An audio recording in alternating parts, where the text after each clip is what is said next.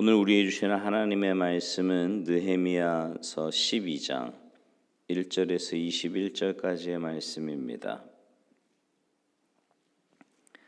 느헤미야서 12장 1절에서 21절까지 우리 한 목소리로 봉독하시겠습니다. 함께 봉독하십니다. 시작. 스알디엘의 아들 수룹바벨과 예수아와 함께 돌아온 제사장들과 레위 사람들은 이러하니라. 제사장들은 스라야와 예레미야와 에스라와 아마랴와 말룩과 핫두스와 스가냐와 르훔과 무레못과 이또와 긴느도이와 아비야와 미야민과 마야다와 빌가와 스마야와 요아립과 여다야와 살루와 아목과 힐기야와 여다야니 이상은 예수아 때의 제사장들과 그들의 형제의 지도자들이었느니라. 레위 사람들은 예수아와 빈누이와 감미엘과 세레비아와 유다와 마따냐니 이 마따냐는 그의 형제와 함께 찬송하는 일을 맡았고 또 그들의 형제 박부랴와 운노는 직무를 따라 그들의 맞은편에 있으며 예수아는 요야김을 낳고 요야김은 엘리야십을 낳고 엘리야십은 요야다를 낳고 요야다는 요나단을 낳고 요나단은 앗두아를 낳았느니라. 요야김 때 제사장 족장된 자는 스라야 족속에는 무라야요 예레미야 족속에는 하나냐요 에스라 족속에는 무슬람이요 아마랴 족속에는 여호하나니요 말루기 족속에는 요나단이요 스바냐 족속에는 요셉이요 하림 족속에는 아드나요 무리오 족속에는 헬게요 이또 족속에는 스가랴요 긴느돈 족속에는 무슬람이요 아비야 족속에는 시그리요 미냐민 곧 모야다 족속에는 빌데요 빌가 족속에는 삼무아요 스마야 족속에는 여호나단이요 요아립 족속에는 마뜨네요 여다야 족속에는 우시요 살레 족속에는 갈레요 아목 족속에는 에벨이요 힐기야 족속에는 하사바요 여다야 족속에는 느다넬이었느니라. 아멘. 할렐루야. 이스라엘 역사를 기록하는 것은요, 여기 오늘 보면 이 느헤미야와 또 우리가 잘 아는 에스더서가 마지막인데요. 이 에스더서는 에스라 가운데 들어가는 내용이므로 시대상으로는요, 이 느헤미야가 마지막입니다. 느헤미야가 전체가 13장까지거든요. 이제 거의 끝났는데 그 중에서 오늘 본문이 이제 12장이니까 이스라엘 전체 역사의 마지막 부분에 왔다는 것을 알 수 있습니다. 역사의 마지막 부분은요, 우리가 늘 신경 쓸 필요가 있는데, 왜냐하면 역사의 마지막이라는 것은 이제 끝났다라는 거잖아요. 끝났다는 것은 사실은 이렇게 좋은 의미는 아닙니다. 그렇죠? 역사가 끝난다는 것은. 그러면 그 시대에 어떤 일이 있었고 또 하나님께서 과연 이 마지막에 무엇을 말씀하시는가를 잘 살펴볼 필요가 있다는 거죠. 마지막일수록 하나님께서 말씀하시는 바가 얼마나 간절한 하나님의 소원이신가를 생각할 수 있는 겁니다. 어떻게 하든 간에 짧은 시간 내에 하실 말씀을 다 해야 한다는 마음이 있기 때문이에요. 오늘 본문이 있는 이 느헤미야 12장에는 이제 크게 세 부분이 들어 있는데요. 하나는 제사장과 레위 사람들의 이름을 기록하고 있습니다. 그런데 그 이름들이요, 느헤미야 시대 때만의 제사장과 레위 사람들만이 아니라 여러 시대의 제사장과 레위 사람들의 이름이 기록되어 있다는 거죠. 여러 가지 의미가 있는데 이 부분이 이제 1절부터 26절까지 말씀이고요. 두 번째는 예루살렘 성곽을 재건하고 난 뒤에 하나님께 바친다는 성곽 봉헌식을 하는 것이 27절부터 43절까지의 말씀입니다.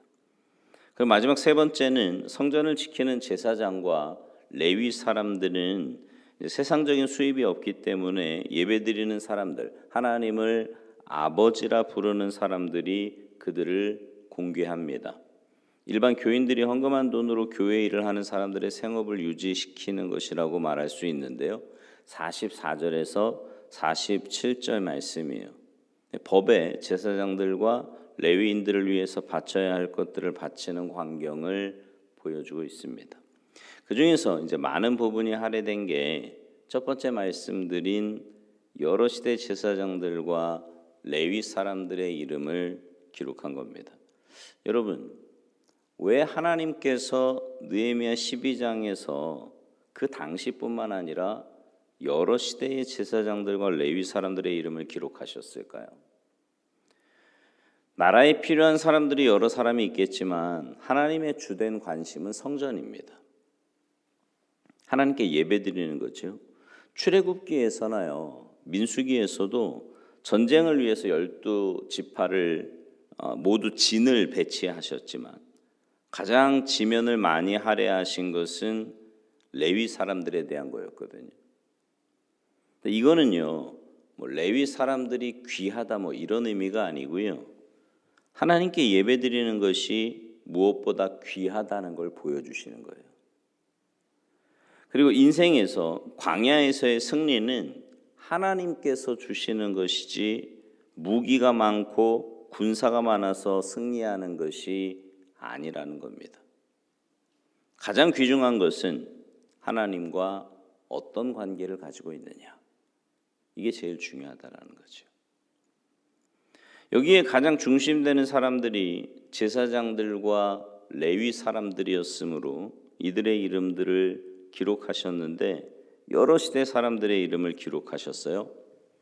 이 말씀의 뜻은 상당히 중요한 것처럼 여겨지는 제사장들과 레위 사람들이었지만 이들은 이전에도 있었고 지금도 있고요. 또 이들이 사라지면 그 다음에 또 다른 제사장들과 레위 사람들이 있다고 말씀하시는 겁니다. 이걸 통해서 하나님께서 굉장히 중요한 부분을 말씀하고 계시는데, 아무리 세상 사람들이 중요하게 여기는 사람이라고 할지라도 하나님께서는 그 사람의 뒤를 이을 사람을 보내주신다는 거죠. 여기서 세상 사람들, 일반적인 사람들이 소위 유능한 지도자라고 말하는 사람들 혹은 봉사자들에 대한 시각에 대해서 하나님께서 지적하시는 바를 우리가 좀 볼 필요가 있습니다. 일반적으로요, 교회에서나 어디에서든 유능한 지도자들이나 봉사자들에 대해서 그들이 굉장히 훌륭한 사람들이고 그 사람이 없으면 안 될 거라고 생각하는 경향이 있어요. 때로는 당사자들이 그걸 만들기도 하고 조장하기도 합니다. 정치 사회에서, 일반 사회에서도 마찬가지고요, 교회에서도 그래요. 오늘 본문에서는 제사장인 레위 사람들이 아니면 안 된다고 생각을 하지만 하나님께서는 절대적으로 그것을 거부하십니다. 이런 인식은요, 굉장히 심각한 불신앙이에요. 그 사람 아니면 안 되지, 그 사람 없으면 안 되지라고 하는 생각은 굉장히 불신앙적인 생각이라고요. 제가 이렇게 목회를 하면서 이렇게 쭉 보면은요, 늘 그 사람이 없으면 안 될 것 같은데 그 사람이 빠지면 또 더 괜찮은 사람으로 하나님이 늘 이렇게 메꾸시는 걸 보거든요. 아니, 메꾸시는 정도가 아니라 굉장히 더 탁월한 사람으로 대체하십니다. 하나님의 일은, 또 주님의 공동체는 하나님께서 역사하시더라는 거예요. 그러니까 만약에요, 우리가 왜 그런 생각 하잖아요. 이 사람 아니면 안 돼. 이거는 사실은 하나님을 모욕하는 겁니다. 특정한 사람이 없으면 일을 하지 못하는 하나님이십니까? 마른 뼈들을 통해서도 군대를 만드시는 하나님이세요. 더더군다나 교회는 그런 것이 더욱 아니라는 거죠. 오늘 본문에서 말씀하시는 바는 굉장히 봉사를 잘하고 이스라엘 백성들을 잘 이끌어 나가는 사람이 있었는데 지금은 그 사람이 굉장히 유능한 것처럼 여겨지지만 다음 세대에도 그런 사람은 얼마든지 있다는 겁니다. 하나님께서 살아계시기 때문에 얼마든지 하신다는 말씀이에요. 이에 대해서 하나님께서 말씀하시는 바는 당신 앞에서 특별한 사람은 누구도 있을 수 없다라는 거죠. 굉장히 중요한 부분입니다. 모세 잘 아시잖아요, 그죠? 이스라엘 역사에서 모세는요, 굉장히 위대한 사람이었고 엄청난 일을 하지 않았습니까? 근데 하나님께서는 이스라엘 백성들 앞에서 여지없이 그를 데려가신 것을 볼 수 있습니다. 하나님의 이런 부분은 굉장히 단호하시죠. 이 하나님을 우리가 잘 이해하고 알아야 합니다. 더구나 모세를 데리고 간 시점이나 상황을 보면 하나님을 잘 알 수 있어요. 모세가 죽은 자리는 가나안이 지척에 있는 곳이거든요. 40년간 광야에서 사람들을 데리고 온 모세였는데 하나님께서 가나안에 데리고 들어가셨다면 얼마나 좋았겠습니까? 근데 그렇게 하지 않으셨어요. 다윗 또한 마찬가지입니다. 우리 다윗 그러면 굉장히 물론 탁월한 인생을 살았지만 자칫 잘못 생각하면 아무 문제 없는 무흠한 그런 사람으로 생각하면서 그가 아니면 이스라엘을 이끌 만한 사람이 없다고 생각할 가능성이 굉장히 많은 사람입니다. 그래서 성경은 만약에요 다윗이 밧세바와 우리아의 그 사건이 없었다면, 그 죄가 없었다면 지금처럼 칭송되어지는 다윗이 되었을까라고 해석되어지기까지 합니다. 어쩌면 우상화되어서 더 크게 넘어졌을지도 몰라요. 하나님께서는 이런 부분을 아시기 때문에 이런 위대한 다윗도 이런 허물이 있다는 것을 보여주시는 거죠.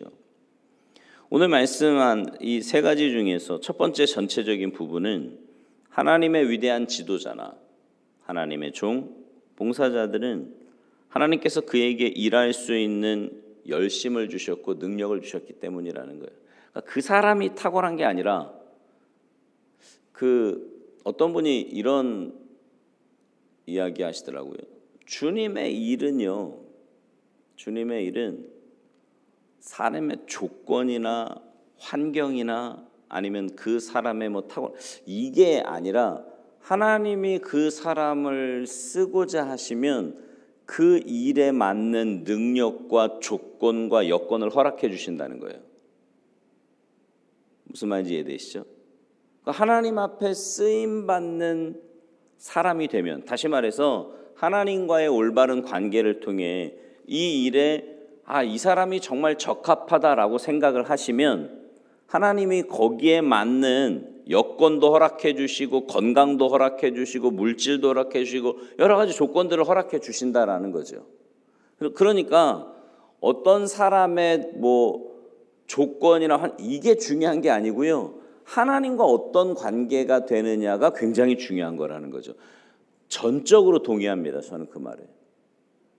그러니까 우리가 중요한 것은 내가 어떤 조건을 갖고 뭘 어떻게 하고 이게 중요한 게 아니고요. 하나님과의 관계라는 거예요. 하나님과 내가 지금 어떤 관계를 가지고 있느냐. 그리고 만약에 여러분이 지금 어떤 직분이든 어떤 일이든 하나님 앞에 쓰임 받고 있다면 그냥 감사하면 돼요. 하나님이 나를 이 부족한 사람을 이렇게 쓰시는구나. 거기에 감사하면서 감당하면 된다라는 거죠. 그러니까 결국 주제는 뭐냐면 하나님이세요. 하나님께서 지도자로 세우실 수 있고 사역이나 봉사를 허락하실 수 있다 말입니다. 그러니 여러분 하나님께 쓰임 받는 것 자체를 귀하게 여기시기 바랍니다. 누구도 쓰실 수 있다니까요. 하나님이 쓰시고자 하시면 어떤 사람을 세워도 그 사람에게 그 맞는 조건과 여건과 환경을 허락해 주시는 하나님이세요. 여러분 솔직히 막말로 얘기해서 다윗이 그렇게 탁월한 집안에 좋은 조건을 가진 사람이었습니까? 아니거든요. 근데 그를 딱 쓰시니까 어때요? 얼마나 많은 사람도 붙여주시고 환경과 여건과 이런 거. 근데 다윗의 마음의 중심은 뭐였어요? 딱 하나요. 하나님을 가장 귀하게 생각하는 거. 하나님이 모욕받는 거라 그러면 못 견뎌하고 그거예요. 그거 하나. 우리의 마음이 그런 마음이라면 하나님이 내 인생의 최고십니다. 누가 뭐래도 하나님의 일이 우선이고 누가 뭐래도 하나님의 공동체가 우선이고 누가 뭐래도 하나님과의 관계가 우선으로 두고 살아간다면 하나님은 그런 우리를 통해서 귀한 일들을 이루어 가실 줄 믿습니다. 그런 믿음 가지고 주님께만 먼저 집중하고 주님 주신 힘과 은혜로 주님 맡겨주신 귀한 일들 잘 감당하며 살아가는 여러분 모두가 되시기를 주님의 이름으로 축원합니다. 기도하시겠습니다. 하나님, 주님의 몸된 교회와 또 주님이 세우신 모든 공동체들은 하나님께서 분명히 책임져 주시고 주관하시고 역사하시는 줄 믿습니다. 그 귀한 일들 가운데 우리가 쓰임 받는다면 그건 참 복되고 아름다운 일인데, 우리가 자꾸만 착각하는 것이 내 어떤 조건이나 환경이 또 여건이 돼야지만 그렇게 쓰임 받을 수 있다고 생각할 때가 너무나 많이 있음을 주님 앞에 고백합니다. 무엇보다 하나님과의 관계에 집중하며 살아가는 우리가 되게 하시고, 그 하나님과의 올바른 관계를 통해 주님께 꼭 붙잡힌 바 되어 주님께 귀하게 쓰임 받는 우리 모두의 삶이 될 수 있도록 우선순위를 올바로 정립하며 살아가는 우리 모두가 되도록 주님 도와주시옵소서. 오늘 한날의 삶도 주님과 동행하며 주님의 뜻을 이루어가며 주님의 마음을 시원하게 해드리는 복된 한날의 삶이 되기를 간절히 바라옵고 나오며 예수님의 이름으로 축복하며 기도하옵나이다. 아멘.